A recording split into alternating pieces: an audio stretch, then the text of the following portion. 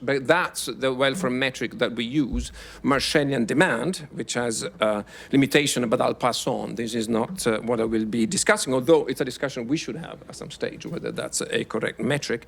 In particular, the application in cases of this consumer welfare standard has been extremely narrow. Extremely narrow, so we dealt with a lot of static price effects, basically. So price effects in the context of particular models of horizontal product differentiation. So that's what we have been doing. This past 30 years also coincided with the so-called greater use of an economic approach to antitrust. So we use more economics compared to prior when it started in the late 90s. We use more economics in antitrust, and I will draw a distinction between academic work and the application of antitrust. And this, according to some metrics, this has been very successful in the sense that there is a thriving consultancy industry. I was checking today, probably they are billing the top consultancy firms in excess of $2, if not $3 billion every year. So that's success, isn't it? Okay. Whether that's a success for society, that's a different point of view. So successful from that point of view, but when it comes to antitrust enforcement, I will argue, these are obviously my personal views, this has also witnessed a structural long-term decline in antitrust enforcement. So if in 2000 the Department of Justice was bringing about 180 merger cases, that's Section 7 of the Clayton Act, per year, this is now about 60. So it went down by 2/3. And in recent times, we know there is a revamping, there is, with the new Biden administration, new people, but I'm talking about 30 years. Don't look at the last data points only, because we should look at trends. When it comes to monopolization cases, that's Section 2 of the Sherman Act. It's always been one figure, and in many years that figure is a 0. Okay, that figure is a 0.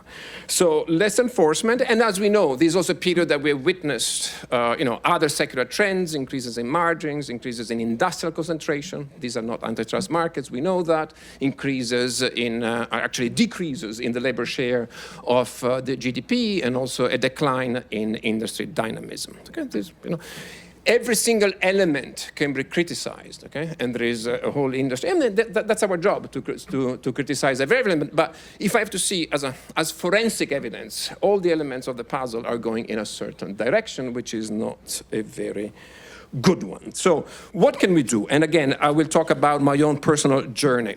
So when I started, by the way, the job as chief economist at the EU is a full-time job, no academic work. We have a team of 35 PhD economists. I had to run cases day and night. Right? It was great fun. And we found, the resources I would talk about is 35 PhD economists I could count on for every merger in the whole European Union, which is larger than the United States, 500 million people, every antitrust case, plus state aid, which is something you don't have here. So you can see a little bit where I'm going to head to. When I started that job, and I was seeing how the economics was being portrayed in antitrust cases with these narrow, static cases, my reaction was, I guess, the reaction that many of you in the room would have. Is like, come on. This is not what I've been studying for my life. There is lots of market failure. It's not economics 101. The markets, these larger markets, have lots of problems. That's why we study them.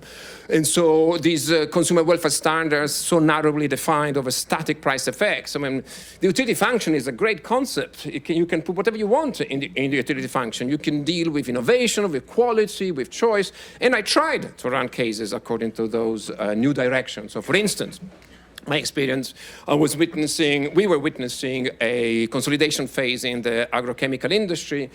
Bayer, Monsanto, $100 billion merger. The previous one was Dow DuPont, and then was ChemChina, Syngenta. In all these cases, we ran, and these cases were upheld in court, which was good. We ran an innovation theory of harm, which was a novelty. Okay, it's a novelty. We were looking at innovation, typically in antitrust. If you talk to enforcers, they're very complacent. They will bring a single case, but look at the aggregate numbers, okay? So very rarely we deal with innovation in antitrust, and if we do, it's an ancillary case on a static price effect. So we try to do that. We try to deal with choice in, quite high-profile Google cases. We run 3, Google Shopping, Google Android, and Google AdSense. But this, and again, so far it's been upheld in court, which is great, but it's, again, appealed and appealed and appealed. These cases which were unorthodox in the antitrust circle, although we thought we were doing good economic analysis, but of course I'm biased. These cases burnt a lot of resources, but literally, the response, the criticism that we had from the bar was unprecedented to the extent that many enforcers decided not to run these cases again, okay? Because they are too difficult, they are too risky. You just give up. You give up. You have in front of you, armies of lawyers which are going to vet every single piece of evidence that you present. So my initial reaction, which was we can do better, we can do more, we can expand within the consumer welfare standard, we can do better economic analysis, has radically changed. This is my own personal, my experience. So I don't believe that we need more sophisticated economics when it comes to policy. So it's going to be perhaps a different message that you will hear from other people. We don't need that, okay? We need simpler economics, actually. Economics that can be actionable, coherent economics, of course, that can provide guidance to policymakers and especially to legislators, because my message is that given the current situation, we need to change the law, because the games is too asymmetric. Resources are so asymmetrically placed. 35 PhD economists versus Google, which was one of the 200 cases you were running in a certain year. So the incentives are wrong. The incentives simply because there are such huge rents, and obviously, as you might expect, we're economists, so companies would do whatever they can to keep the rents. So any change will have a response. There will be an endogenous response within the industry to adapt to whatever novelty you're introducing them. So I want to draw a distinction here between the economics that we're doing in academic work, and obviously Stephen is much better placed than me, but I can tell you the way I've experienced it, and the economics which is done by the industry, by the consulting profession. So the academic work that in the past, I would say 10 years, has shaped, or 8 years, has shaped the views of enforcers. And I'm not making myself very popular with my own field. Every field has their own norms and conventions, and I understand people need to publish according to certain standards which are accepted in the field. When it comes to policy, the views of enforcers have been shaped not by people from my field, okay? They've been shaped, for reasons we can discuss. They've been shaped by people from outside the field. It's been the work on margins, in the Lurker, Eckhout, and Unger. We always forget about him. There's a third co-author. The Thomas Flippon. There is the monopoly and the work on that. So it's come from outside the field, or people working on entrepreneurship and strategy, doing killer acquisition. So this is something that I have witnessed. It's come from outside the field. Our field, academic, and again, research has to be done, but you have to ask yourself, what's the purpose for your research? To be honest, all the time, we like it. Most of the time, we want to be tenured, we want to have jobs, and that's fine. That's fine. So research has to happen for whatever reason you're going to do it. But when you think that research has a policy impact, or wants to have a policy impact, you have to ask yourself serious questions. So the BLP, and we're going to have our fight here. BLP, by BLP I mean, which is the gold standard if you want to publish nowadays in a good academic outlets in industrial organization. BLP, by BLP I mean random coefficient models, which is what we have to do, is not actionable, is not running cases. European Union, but also here in the United States, you've got 25 days to decide on a merger, okay? You cannot do BLP in 25 days. You just can't.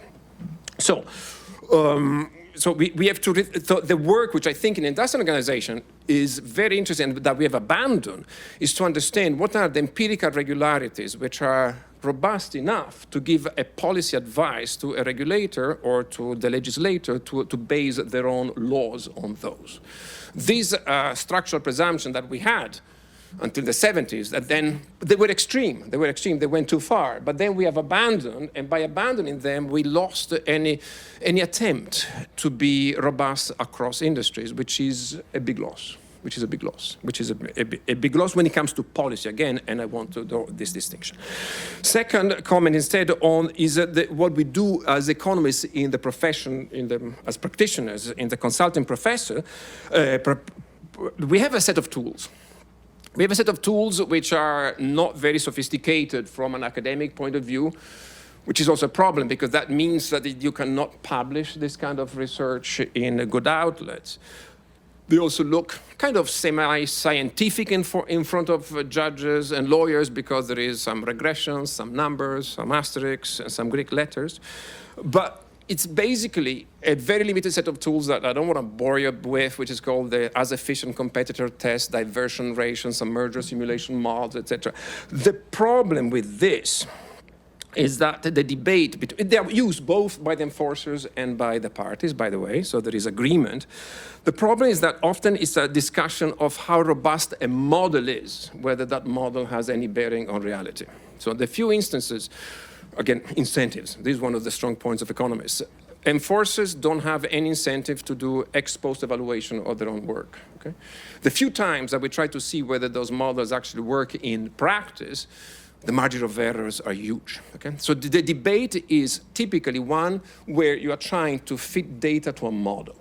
Okay, that's what it is. Okay, maybe I don't want to speak for other fields, but ask if in your fields, when it comes to policy, that's also true. You have a model, you believe in the model, and you're trying to fit data to the model. Which instead you want to see whether you can explain the data rather than endorse a particular model. Where economics can be useful, incredibly useful, I think, and that's where we have a comparative advantage, is thinking about incentives, thinking about a coherent theory of harm, thinking about business strategies. This is where really economists are much better placed than anyone else in other fields. And today we have discussion with also political science, etc. But economics has an advantage there.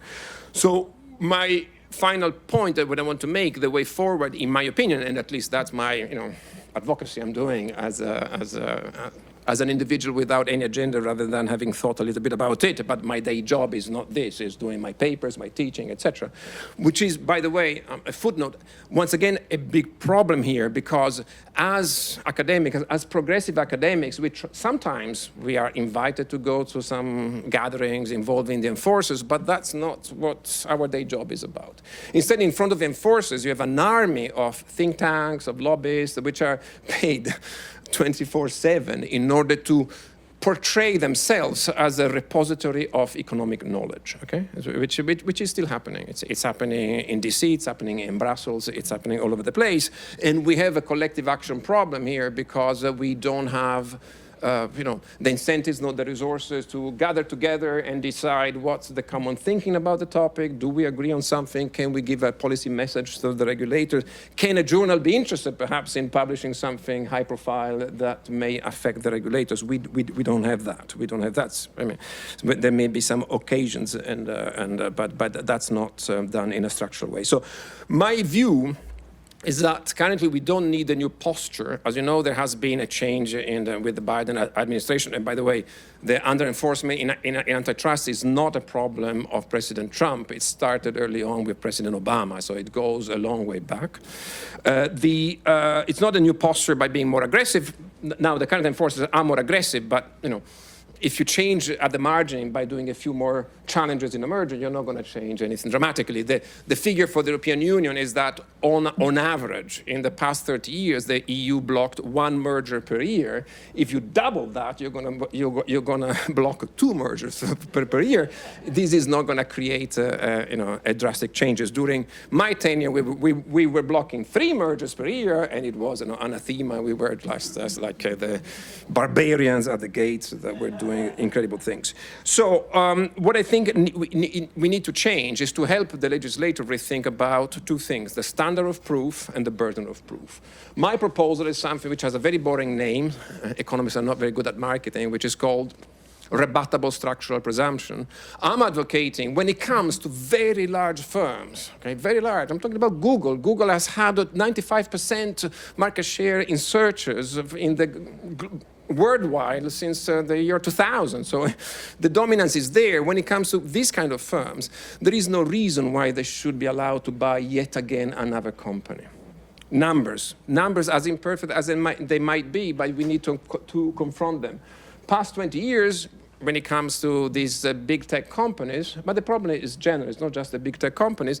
They've acquired in excess of 1,000 firms. 1,000, that's a big number, cumulatively.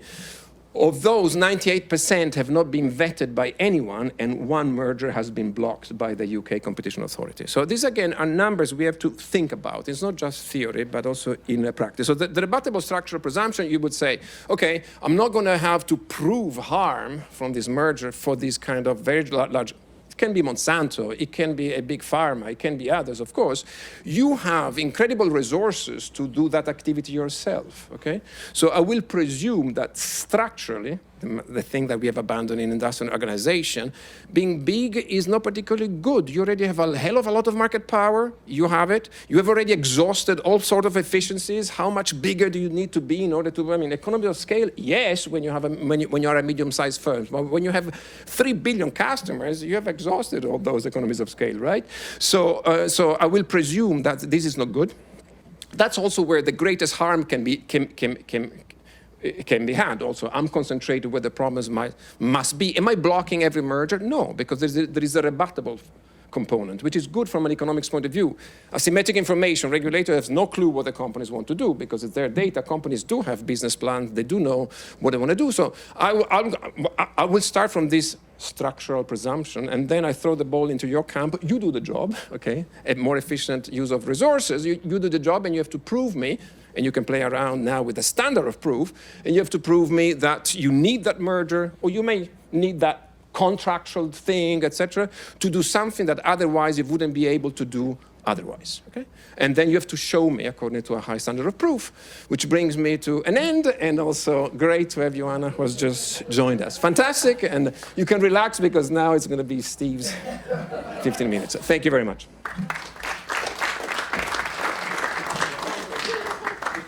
Good timing.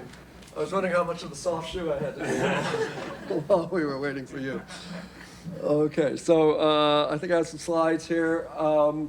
My slides are not that far off of Tommaso's lecture notes, though. They're partially just to keep me on track with what I want to say. And we're going to start off, I'm going to start my talk off in a very different place than Tommaso did. And I was also imagining we'd have a little sparring going on. But I'm going to give away at the end. We're going to end up in kind of the same place. But from maybe a different journey a little bit. So right now I'm actually running a new policy center at Yale, which is basically helping me transition a little bit from the academic stereotype that Tommaso had, which I think I very much was, that I did my work and someone was supposed to translate that, weren't there? There was someone out there who was supposed to, aren't there? To wondering how you actually do that in real life. I can make my disclosure a non-disclosure too, which is that I have done a little bit of antitrust work in the past, but not for many years, in part because I think as head of a policy center, I shouldn't be being paid for opinions on policy, and it helps that my kids are out of college too. I never actually testified in a case. That's how little I did. I will tell you one story where I almost testified. Okay, so the question that we were put to a little bit, and I want to start with this, but then I want to get in more details. One of the questions in the title of this session was, should there be a new competition standard? Okay, and it's a good thing that Tommaso went first because he talked a little bit about this consumer welfare standard. And so I think one interesting thing is if you talk to people, academics in my field, there's some degree of consensus, and then at some point the consensus probably starts to wear off. Maybe it starts to wear off on this rebuttable presumption, but I'm going to come back to it, something very close to it. So maybe there's more consensus than I thought on that as well. So first of all, I think one of the best things about the whole question about the consumer welfare standard is it's just started a new conversation on competition standards and what we mean. One of the things that it revealed to academic economists is that people were using the phrase consumer welfare standard to mean incredibly different things. And I think some academics responded to that in the short run by trying to defend their definition of it, which, you know, who cares really? And so, you know, it's, if people are using a word to mean something, then it means something. And you know, I think getting into a big debate over what it means is not worthwhile. So I think most people who are tempted to do that on defensive grounds have given up on it, and I think that's a good thing. Shapiro's talked about a protecting competition standard, but I don't care about any word. But I think what is interesting among most academic economists who work in this field is that if the stereotype of the old, or even the truth in practice, as Tommaso says, of the old consumer welfare standard, that it referred very narrowly to the effect on output market consumers of a short-run increase in price as a result of a merger, that can be greatly widened, and that academics in general, I think, agree with that. Most academics agree with that very much. So why wouldn't you look at the other side of the market? Why wouldn't you look at labor market monopsony? And I think Ioana's going to talk about it. We're working on monopsony right now. Quality, variety, long-run harms like predation, harms from vertical mergers, not just horizontal mergers, all kinds of long-run effects. A bunch of economists would have said, wait, those aren't in the competition, those aren't in the old standard, but that means they agree. They should be in the standard, whatever we call that. I think there's still consensus, and I think this is clear among economists, but I still think there's some confusion in this among other people, that it's not good to protect competitors at the expense of competition. I think actually, if you go all the way back to the original Brandeisians as opposed to the neo-Brandeisians, there actually was a lot of concern about the unfairness to the hard-working rich person who ran a firm and was driven out of business by a richer person. And just, this is a normative statement, but I don't much care about it. That's not a positive statement, it's a normative statement, but I just don't care very much. Now, it's a subtle thing though, and I think this is why it gets confused in the popular discussions of these things, because you do want to protect competition, and competition does involve competitors, right? So if you get rid of all the competitors, it's a problem. So it's a subtle distinction. We're not worried about the harm to horizontal competitors, but we are worried about the presence of competition. And again, see the statements about predation and long-run effects and so forth. That does mean we're worried if firms are being forced out or there are no competitors in the market. Okay, so here's where Tommaso and I are going to appear to disagree briefy.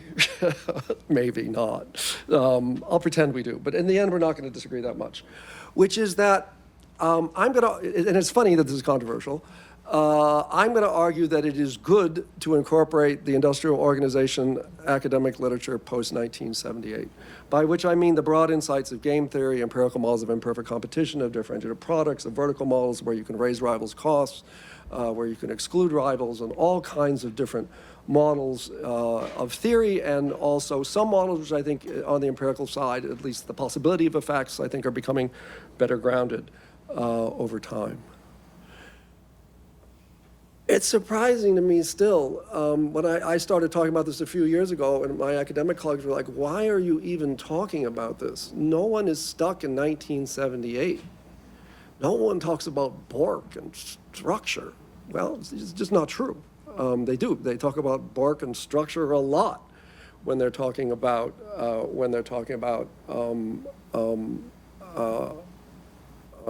antitrust policy. And if you don't like Bork, one thing to do is to go back to what was there before. And I'm surprised by this, because I think that both are extremely flawed, and for similar reasons. They actually make similar mistakes.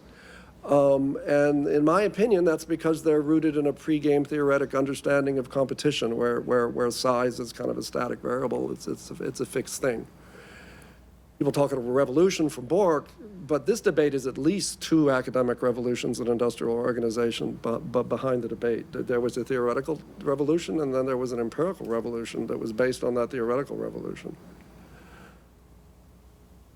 So I went back, I read Lena Kahn's original piece on Amazon when she was a student, and I didn't remember quite right. I was prepared to find her kind of blaming academic economists, and she doesn't do that at all. She really doesn't do that at all. It is a piece that talks about, and Tommaso was careful here too, it's a piece that talks about the practice of antitrust in courts, right? So, it's a statement about legal practice, not about academic advances or whatever. I have a colleague who's very worked up about law school pedagogy because she believes that this is the failure of law schools to teach any economics post 1978.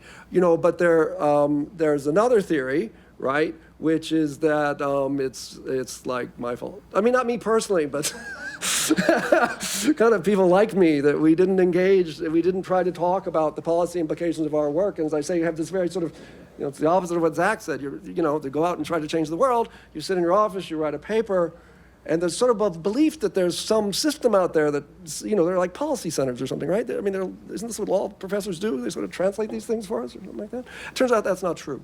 Okay, so I bolded or both. So I don't blame everybody. I think everybody's at fault for that. Okay, so I could lock the doors and we could stay here for a month or two, and I could teach you modern industrial organization theory and empirical work. And it's very tempting to do that, but I'm actually not going to do that. So I'm not going to take that much time. So. Just really brief, I'm going to give one personal and one, I hope, broad example of why I think we should move forward and incorporate more broad academic insights into the practice of antitrust law to defend academics a little bit. Okay, this is the one time I almost testified. It was the first case I ever did. I only did like 4, but okay. And I was the outside empirical consulting economist in the American Airlines predation case working for the Department of Justice. And Joe Stiglitz, which I misspelled there, apologize, was the theoretical economist. We prepared for years. The lawyers in the Justice Department had prepared for many, just forever. And one August, I was in D.C. trying to explain to the lawyers one more time that not all costs were fixed in the short run, and therefore it was not free to increase capacity if you did it really fast, which is what American was arguing. When we learned that the judge had ruled for summary judgment, basically on the grounds that predation as defined by law professors was prices less than marginal cost, perhaps as measured by average variable cost, but basically price was less than marginal cost. That was a defining thing that the law professors had taught the judge. By the way, in that district, I was also told that a judge had ruled against opportunity cost, and therefore that concept could not be used in the Kansas district. I should have quit then, by the way, when I heard that. But anyway, the judge simply decided that marginal cost of putting a passenger on an airline is peanuts, and the price was not less than the price of peanuts, so therefore there was no predation, and whatever academic economists had to say about the existence of predation and so forth was irrelevant, even though there's a huge body of theory work, and I thought we had great empirical evidence. Among others, it's not a fancy model. The CEO of American had been quoted as no reason to lower price except to get them out. And they asked me what the definition of predation was. I said, there's an important paper on this by Ordover and Willig, and they define predation as no reason to lower price except to get them out. Okay, so I'm not sore about this 20 years later. I think it would have been good to have more economics in antitrust law. Okay, so there's something else I've been thinking about for a long time, and I'm going to say, here's a lesson which I think a lot of academic economists agree with, and I'm going to tie it to a bit of a broader thing, which is not BLP, but just maybe the way a lot of firms work now that we have theory and empirical evidence for. But one of the things I'm going to argue for, and again, I think economists will understand this, which is that we need to separate the effects from mergers from the causes of markups in size. So there's this great markup debate going on right now, and it has this kind of moral tone to it. If markups are rising, is that because firms are good, or is that because firms are bad, right? And, or they've been allowed to do bad things. And there's sort of an implied corollary that if the firms did this because they were bad, then you should be tough on them. And if they did this in ways that were kind of good, then, well, maybe we don't need antitrust policy because the big firms are good.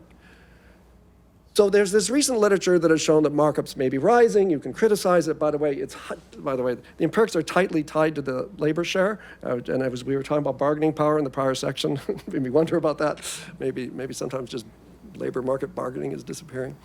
But here's what all academic IO economists agree.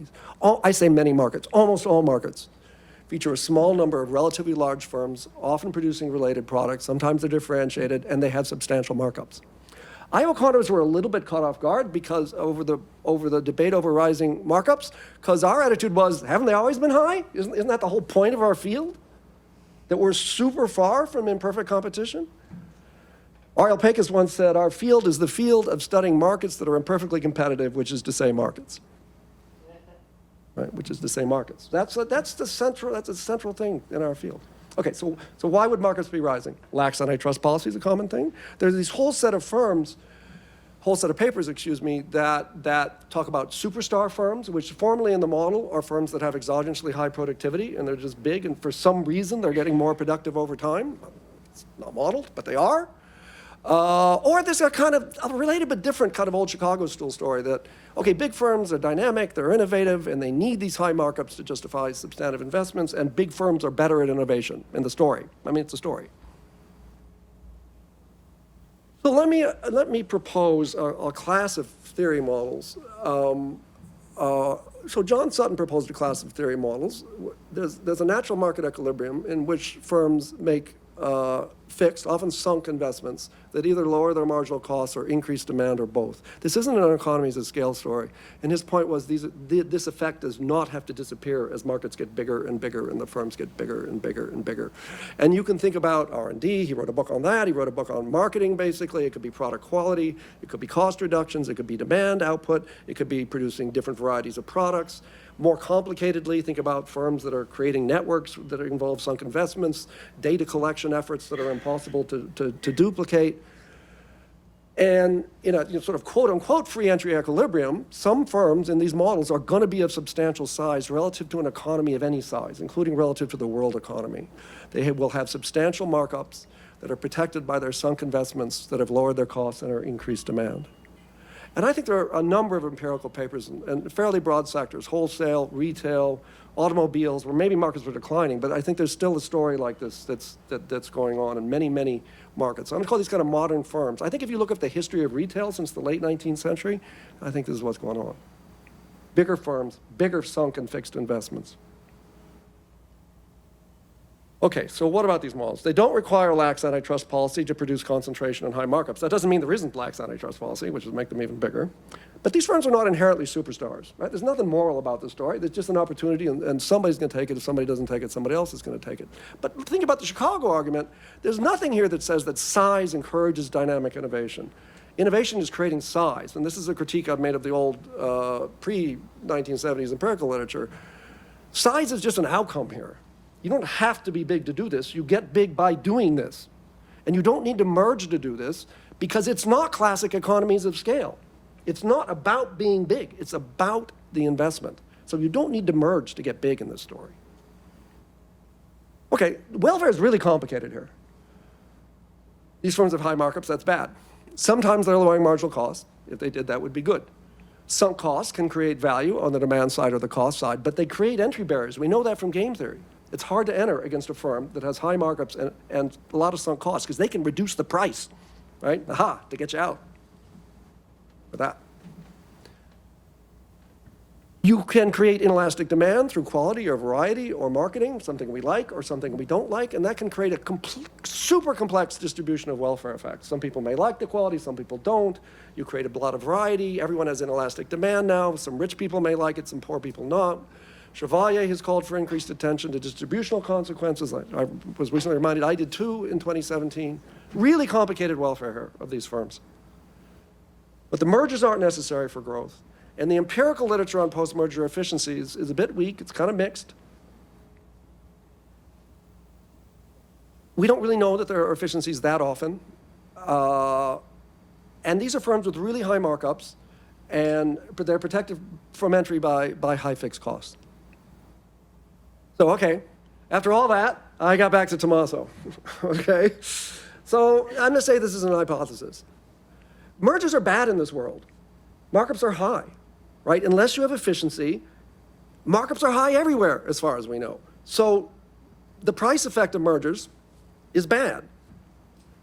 Why should there be a burden on the government to prove that a merger would be bad? We talked about BLP.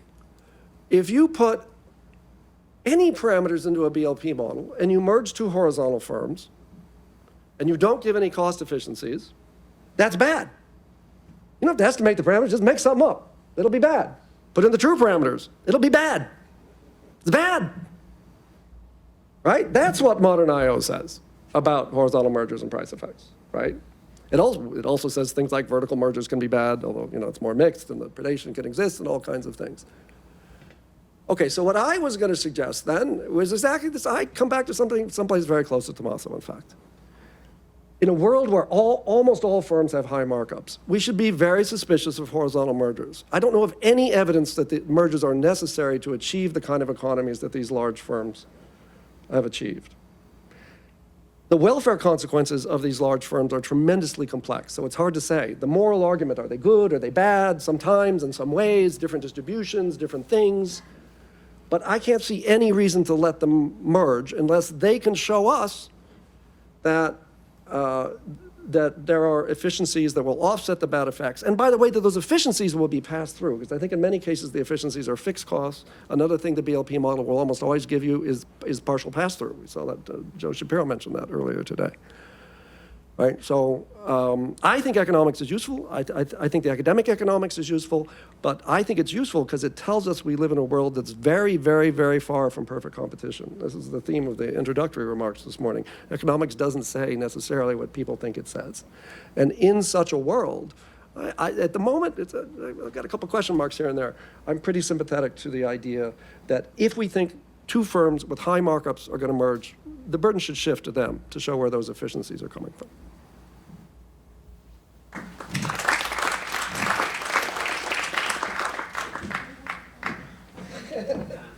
I know, at some point. All right. Thanks everybody for being here, and I apologize for not being there here. That is, this morning I was in a meeting with the DG Comp to discuss enforcement and cooperation with the EU. So in my current role, I'm at the Department of Justice Antitrust Division. I'm the principal economist, and I oversee all of our case portfolio, the economic analysis of all of our case portfolio. And as many of you know, I'm especially interested in labor, but my portfolio includes, everything, every case that we're looking at. So, and I work with a terrific team, and this has been great. So what I want to talk about, since the question is, do we need a new antitrust standard, is maybe put that into perspective from the point of view of an academic who has become a practitioner. And I think, my work has looked at monopsony in the labor market and how lack of competition in the labor market could lower wages, and considered, the legal implications of that. And in my paper with, talking about standard, in my paper with Herb Hovenkamp, we argued that, the so-called consumer welfare standard isn't really a problem, because after all, workers are also consumers, and anyway, the antitrust laws easily encompass and permit for enforcers to pursue a lack of competition in labor markets. And so in that sense, I think the debate about the standard is interesting from an academic perspective if you're seeking to rationalize antitrust enforcement under one single umbrella. But practically speaking, we have a long legislative and case history that allows us for many tools that we can use today in order to do enforcement in the real world. And so as a result, well, first of all, let me say that for labor, one of the things I found out recently is that already since 1982, the merger guidelines were including monopsony issues. So actually this already has a history. Again, even though in my paper with Eric Posner, we argue it hasn't been used much, and actually this is changing, but it was there. So I guess what I'm trying to say is that we have a very rich toolbox in our antitrust tools that we can avail ourselves of in a strategic way in order to accomplish various enforcement goals. And so as far as labor, I want to pinpoint to some of the recent actions by the Department of Justice that have, I think, moved the needle with respect to competition in labor markets. And I really look forward to discussing back and forth in the panel, some of these issues that have been raised. So let me just pull my notes here. All right, so what do we do First, we have, it's unique that at the Department of Justice, we're able to put people in prison. We are able to prosecute criminally. That means if you have engaged in a type of action that is criminal under the antitrust law, which is essentially wage fixing, market allocation, bid rigging, you're possibly going to go to prison. And that includes these offenses as applied to the labor market. And so there's been a string of cases where the Department of Justice has gone after two types of conduct in the labor market, which is number one, wage fixing, so agreeing on wages, which is a price agreement, and number two, no poaching agreements, where two employers agree with each other not to poach each other's employees. So the no poaching agreements are a type of market allocation, since it's like two competitors saying, you're in Chicago, I'm in Boston, let's agree not to compete for each other's markets, right? So this is the application to workers. And you know, I think this case is very interesting because it shows you how the case law makes progress based on the statute. So the Department of Justice has brought a string of such cases, and because this is criminal, it's decided by a jury. Every time the jury ended up acquitting the companies and the players in these games, but importantly, this has advanced the law, because every time we have made this claim in a string of cases, the judge said, if it can be proven under criminal standards, and remember, like, this is what's at stake is you're going to be condemned criminally. If it can be proven that you did it, that you did wage fix, that you did a naked, so-called naked no poach agreement, this is actually a so-called per se violation of the antitrust laws. It is a felony. And the judges have repeated this again and again. It's just that so far, juries have found we haven't brought a strong enough evidentiary case that they did this. But as far as the law, you know, this has clarified, you know, the common law around this issue, and that's very important. And very recently, we actually got, because of that, arguably, we got our first guilty plea, where the accused, where they were accused of conspiring to fix the wages of nurses, and also in a no poaching agreement for nurses, and they have pled guilty to the offense. So I think that the string of cases we've had before probably contributed, you know, to this first victory for guilty plea for the Department of Justice. And there's, you know, still ongoing cases of that sort, and this is something that we're going to continue pursuing, and it's a tool that is unique to the Department of Justice. So that's one area of action. The second area of action is a string of civil cases. So I want to exemplify two things. First is that civil cases cover a bunch of different types of conducts, but the most common we've discussed here is mergers. And there, I think there's been a really major decision for Halloween in 2022, which is that we prevailed against the merger of Penguin Random House and Simon & Schuster, which are two of the largest publishers of books.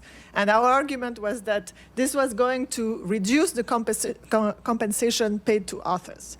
And the judge sided with us. There's some very nice things about monopsony in the decision, how it's, you know, just as relevant as monopoly, etc., which we'll be happy to reuse in future cases. And so this case has, the parties decided not to even appeal.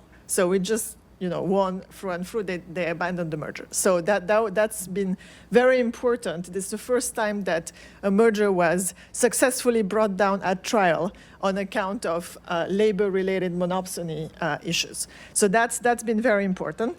And we've also been active more broadly in so-called conduct, which is not mergers, but other things companies do to depress competition for labor. So for example, we have had firms that were sharing wage information. We call that anti-competitive information sharing, and it's something that I'd love to discuss more with you all, under what condition, you know, information sharing is in fact anti-competitive, but we claimed they had crossed the line, and these were in the chicken industries where they shared ultra-detailed information about the wages of low-paid chicken processing workers. And so we said this was anti-competitive information sharing. There was a settlement, and they will return $85 million to workers for, as part of the settlement, because they have anti-competitively shared detailed wage information that we said was going to lead to wage suppression for these low-skilled workers. And so, we're engaging, importantly, the Department of Justice has a policy arm, and through that, we provide technical assistance for bills, and we also provide, amicus briefs on other ongoing cases, and we actually are quite active in labor market-related cases in order to advance our understanding of such cases. And finally, we have the big policy, one of the biggest policy initiatives, right, is the merger guidelines. So right now we are revising the merger guidelines, and of course all of these issues that have been mentioned come up. I can't comment on. No, I can't comment on the details, but obviously all of this stuff, labor, the predatory pricing and whatnot is being actively considered with the goal of modernizing the merger guidelines based on what we've learned in the market practices and in the academic literature. Since 2010, it's getting old, last time that we've had merger guidelines. And so, this has been a very exciting process to be a part of. And again, as an academic, observing how the policy gets made, it's really interesting to see, that, of course, economics matters, but it's not just about the economics. There's a plurality of legal considerations, et cetera, legislative considerations that come into play. So in a sense, it's very pluralistic, and it's not necessarily the standard. That we talk about the consumer welfare standard as if that could subsume everything. Practically speaking, policy has multifaceted aspects to it. And it's very interesting, again, for me as an academic to observe that and understand, what the process is like. So that's been a really fascinating journey, going from analyzing something as an academic and then, being on the ground and doing actual, contributing to actually doing enforcement and overseeing economic analysis. So I really look forward to the discussion. Thank you. So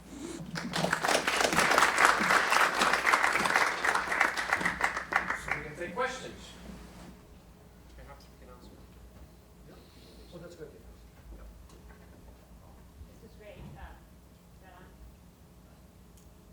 This was great, and as someone who teaches in a law school, I'm on board with all of the kind of sensibilities about what shifts when you move inside of an institution that has to enforce law, and the concerns about capacity to enforce, extremely rarefied and hyper-articulated standards, right? It's an issue across different domains, but very much here, it seems to me. And I wanted to follow up on that question, in fact, and think institutionally with you, or wonder how you think institutionally about, okay, so let's say we do move towards more sort of a kind of structural rules, right? You all suggested different ones, and what's the right, from your experience, what's the right institutional way to codify those? Because one thing that you pointed out, and this was part of the sort of Borkian paradigm, is judges playing a big role in these individual cases, and sort of down from on high comes a story about, I don't know, tying or whatever. Lina Khan and others have argued that the FTC should play a much bigger role. The sort of administrative state, through processes of rulemaking, taking evidence, would be a better vehicle for that kind of thing. And I'm curious if you have views about that. Like, sort of what would be the connective tissue to work out which of these rules that academic economists, I think, could very helpfully start to articulate? Which ones would be brought into the law? How much evidence do you need? How do you set out something that is a broader set of standards? Should we be happy with the idea of litigating these matters and trying to extrapolate rules out the back end and therefore funneling everything through judges, or do we need more of a kind of administrative approach? Shall we take more questions, if any? So, I mean, competition enforcement is in the Department of Justice, but also FTC. Now, when you get to FTC, the power is none, almost. When it comes to, I don't know, dark patterns or, privacy or any of these violations. And more broadly, when it's not, first of all, when it's DOJ, you were talking about trials and about judges and about juries. That's not how most corporate enforcement works. 97, I don't know how many, 99 is settlement. So it's just in a room with lawyers, not in the public, no evidence, pay a lot of money to DOJ to hush the case, and I have many examples of that.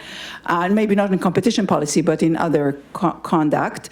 And then, so my question is, I think the problems are much deeper. Antitrust enforcement is about corporations, but there's other laws, fraud and other things that happen also in the corporate context. And so the question is, how do we deal with corporations in the law at all?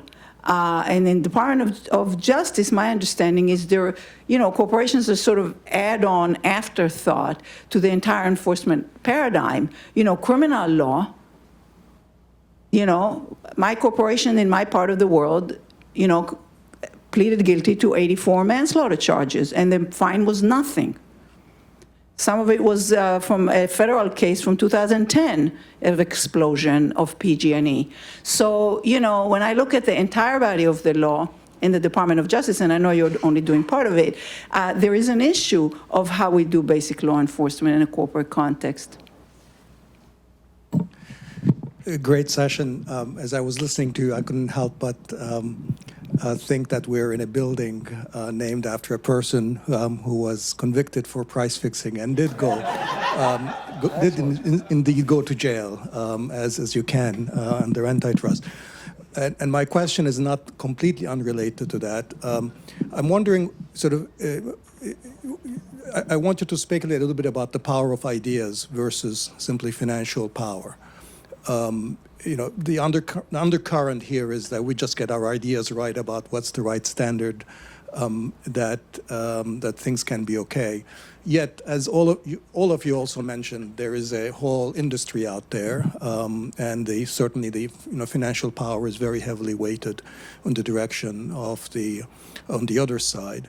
So can you just say a little bit about how, even if we get the intellectual frame right, how much effect, or at least comfort us that if we get the intellectual standard right, that can move the needle? Yeah, we're going to forget, yeah. Maybe last one. Yeah, well, he's standing there. Tommaso, you mentioned that an innovation argument you ran had been accepted by European courts, and I know that innovation has been really a tricky thing for courts to enforce, and you need a brave litigator to run an innovation argument where data is uncertain. And so I was wondering, where would you like to see innovation analysis in antitrust head? Okay, a lot of questions. Who want to start first? We got 5 minutes.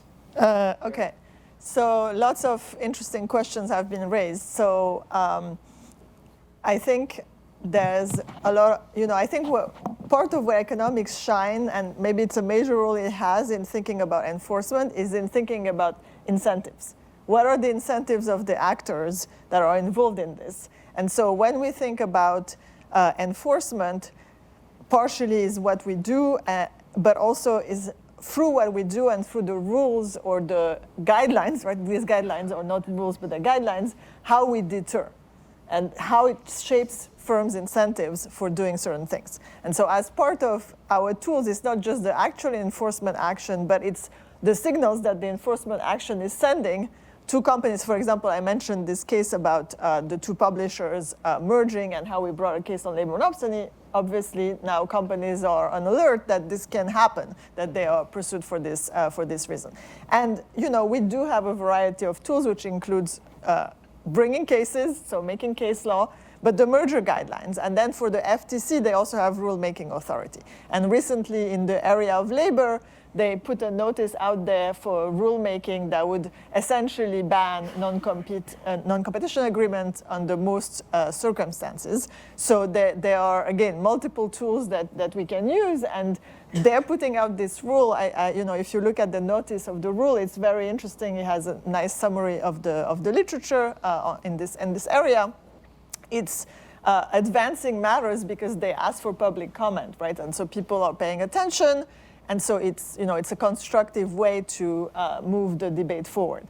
But and obviously, I also want to add that I talked about legislative intent. Obviously, all of this is a combination of judges, agencies, and lawmakers, and the executive. So there's lots of actors in there that we shouldn't forget that are playing various roles. And of course, if there were a new law, obviously that could change things.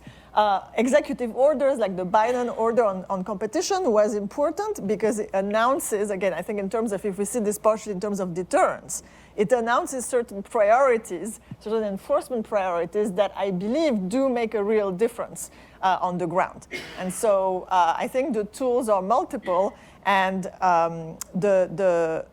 where academia plays a big role is sort of around all of this to suggest potential ideas and areas that policymakers could be looking at, in order to advance various agendas.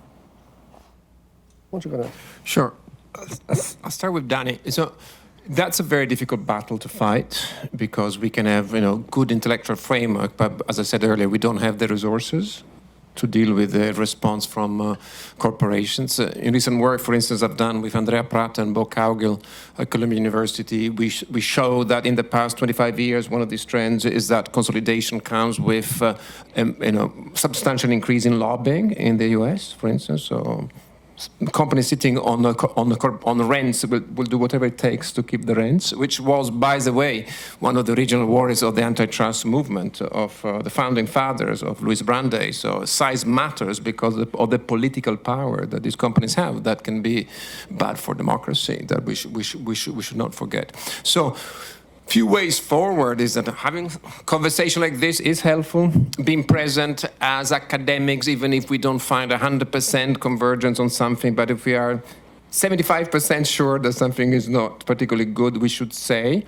Debunk some myths that have been created instead in the practice of economics. So in the practice of economics, if you look at it, there is almost a presumption that every vertical merger is efficient. I mean, this is nowhere from the literature.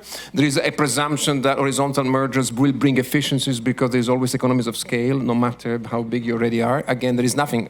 As Steve said, without efficiency, there is actually a presumption that every merger is bad. So we've lost those things. So what to do as a profession, as an academic profession, to make sure that this goes in front of the right people, I don't know. These think tanks, and I'm happy to name and shame. They're called the Global Antitrust Institute, the International Center for Law in Economics. These guys are training judges. Suresh has a paper on it. So they are endemic. They are. I went when I was an enforcer. So something is called the ABA Antitrust Spring Meeting, which is just finished, which is the big convention for antitrust lawyers. The big actually bottleneck keepers are the law firms. They're not the economic consultancies, okay? Because companies deal with the lawyers, and then lawyers may ask for the favors of some economists. But so when I went there were judges of the Supreme Court that were invited to luncheons given by this kind of think tanks. I mean, this is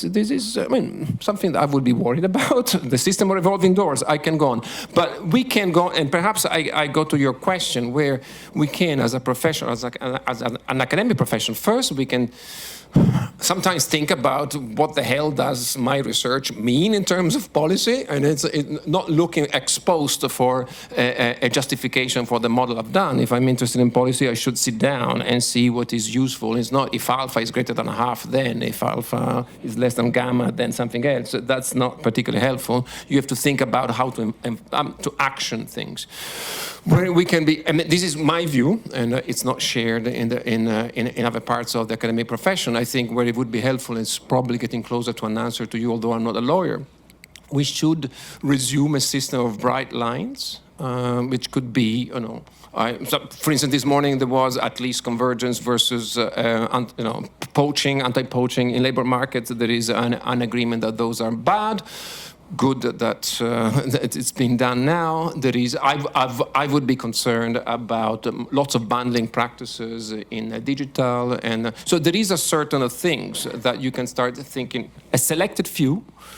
Bright lines where there is a presumption, and this presumption you can calibrate the rebuttable part according to how big the firm is, imperfectly using some index of Herfindahl index, which is still used in antitrust practice. So the larger the HHI coming from merger, the higher the standard of proof to for the rebuttable thing that I would ask. And these things could eventually get into the law.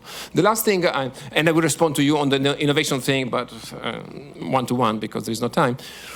Since many people here are doing empirical work, which is great, the only afterthought I would like to leave you with is when you're doing, these empirical works, especially comparing different industries, perhaps different countries, I find it valuable, first of all, but always try to think whether the industries you're capturing are somehow related to firms we might have antitrust concerns with. Because too often I've seen people making bold statements, for instance, on this literature on increasing versus decreasing concentration. There is a paper, I will not name it, great guys, great colleagues say, hey, in our data sets, concentration doesn't go up. This thing is going to be quoted by the think tanks, but say, you see, all the other works, there's one paper saying this, one paper saying that. I went to one of the co-authors, great guy, I really like, and I said, look, in this industry that you have analyzed, are you aware of any antitrust concern over the period you were looking at? They said, well, we haven't done that. So what industry are you looking at? We're looking like cheese or something.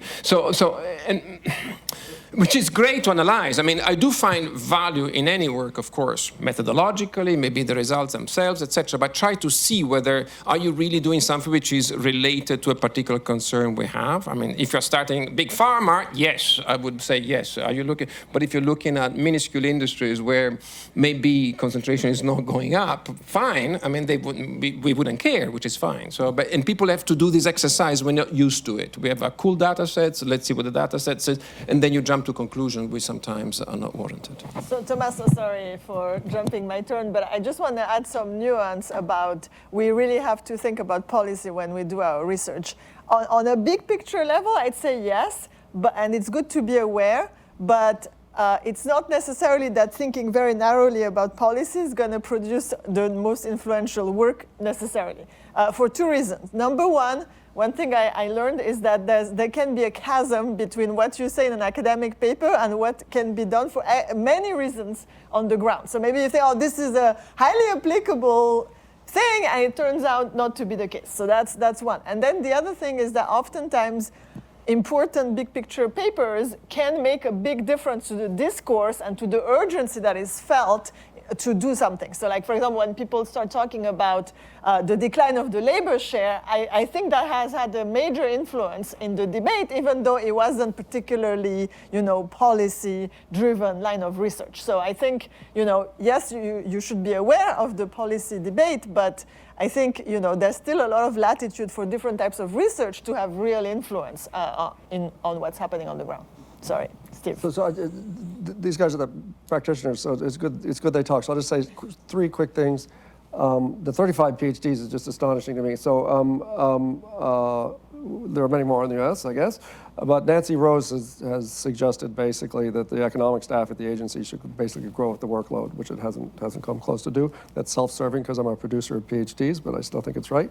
Another thing is that you emphasized, I think if we want to change the burden of proof or something like that, it's going to be very, very slow going because you've got a set of judges and legislation, even if it was slightly vague legislation, might help that just by, at the very least, saying that the presumption is not that the government has to prove that a merger of very large firms, that it's horizontal and has overlapping products. That's a much more neutral burden, at least. And another thing I just want to say, I find is an interesting idea, but I don't know how it works out in practice, is that Posner, at the end of his career, sometimes made the parties pay for an economic consultant. I know that Mike Winston did that several times, and I don't know if that would be one way to help a judge sort of cut through the consultant fog. Right. I was looking for a polite word.